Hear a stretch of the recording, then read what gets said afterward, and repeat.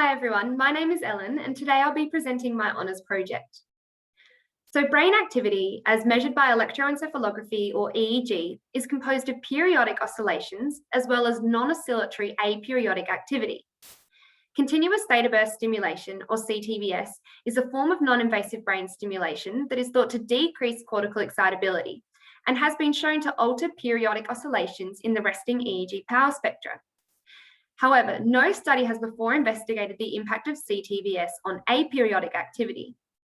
And the significance of this is that in the log-log frequency domain, periodic oscillations appear as peaks, while aperiodic activity takes this negatively linear underlying 1/f slope.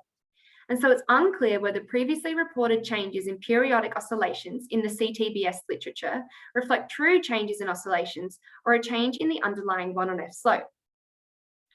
Our aim was to determine whether CTBS does alter aperiodic activity. And we had a few hypotheses. The first was that the 1/f slope would be steeper following CTBS. The second was that changes in the 1/f slope exponent would be larger in the real than the sham condition.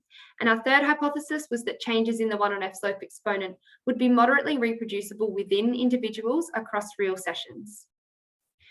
We had 19 participants who attended one real and one sham CTBS session, and then 14 participants who returned for a second real CTBS session for some test-retest data.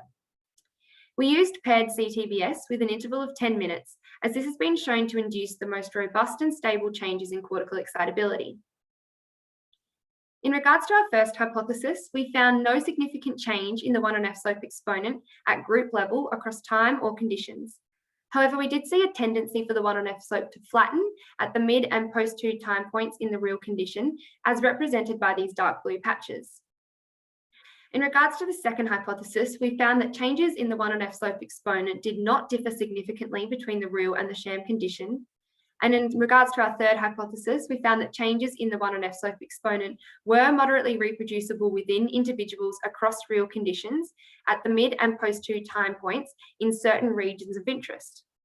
So to further analyse this, for example, we extracted the left central region of interest at the post-2 time point and plotted the change in the 1/f slope exponent for each participant, with blue representing the real condition and red representing the sham condition.